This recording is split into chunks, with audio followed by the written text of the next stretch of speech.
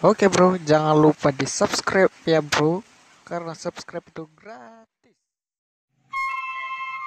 Selamat datang di channel B12GM. Di pertemuan kali ini kita akan membahas tentang cerita kisah terbentuknya daerah Messawa, Kabupaten Mamasa, Provinsi Sulawesi Barat. Messawa bagi masyarakat Mamasa yang berarti ular sawah. Nama Messawa kini menjadi salah satu kecamatan dari 15 kecamatan yang ada di Kabupaten Mamasa. Konon nama Messawa memiliki historis seekor ular sawah yang menjelma jadi batu. Messawa merupakan nama sebuah kecamatan dari 15 kecamatan yang ada di Kabupaten Mamasa. Kecamatan ini berada sebelah selatan Kabupaten Mamasa yang berbatasan dengan Kabupaten Polewali Mandar. Daerah Messawa memiliki luas 15,216 hektar dengan jumlah penduduk 8.077 jiwa atau 1.866 kepala keluarga.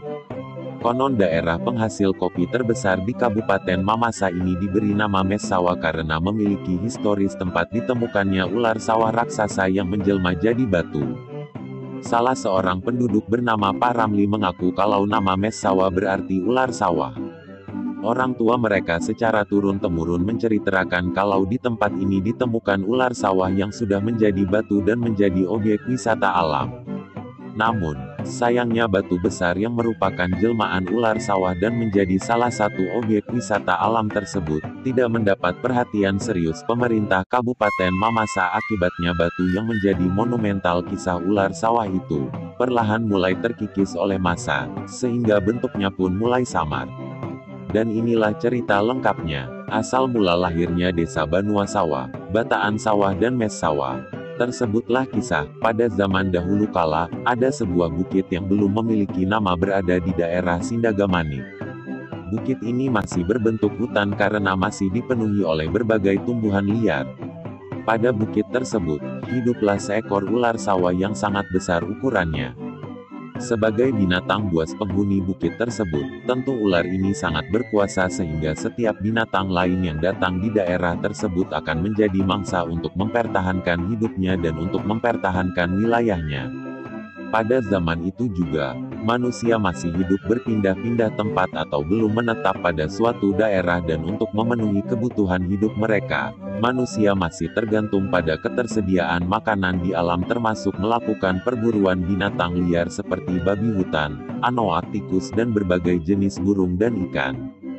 Secara tidak sengaja seorang pemburu melewati daerah perbukitan tersebut dan melihat bahwa daerah ini baik untuk ditempati karena memiliki sumber daya alam yang cukup untuk memenuhi kebutuhan hidup manusia sehingga pemburu itu memutuskan untuk tinggal dan hidup menetap di situ.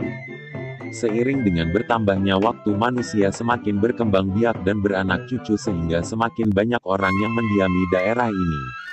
Secara perlahan-lahan binatang-binatang liar yang mendiami daerah ini mulai berkurang karena selain diburu oleh penghuni wilayah ini juga sebagian berpindah ke tempat lain yang lebih aman. Tidak terkecuali sang penguasa bukit si ular raksasa juga ikut terganggu dan merasa tidak nyaman lagi untuk tinggal di daerah itu sehingga ia meninggalkan bukit itu menuju ke arah sungai kecil. Bukit yang ditinggalkan sang ular raksasa itu diberi nama Banua Sawah oleh penghuni mula-mula dan sampai sekarang daerah ini tetap bernama Banua Sawah yang merupakan kampung tertua di Sindagamanik. Si ular raksasa itu terus menyusuri kali kecil dari arah Banua Sawah dan sampailah ia di Sungai Besar Mamasa. Kemudian si ular raksasa mengikuti arah aliran Sungai Mamasa dan setelah melakukan perjalanan beberapa hari, si ular besar itu sampai di suatu tempat. Karena tempat ini belum dijamah oleh tangan manusia sehingga masih banyak makanan untuk si ular, akhirnya si ular raksasa merasa nyaman dan tinggal menetap di tempat itu. Beberapa tahun kemudian perkembangan pemikiran manusia sudah mulai maju di mana manusia selain tergantung pada makanan yang tersedia di alam, juga manusia sudah mulai mengenal cara bercocok tanam. Beberapa tempat sudah mulai dibuat kebun tidak terkecuali tempat di mana si ular raksasa tinggal.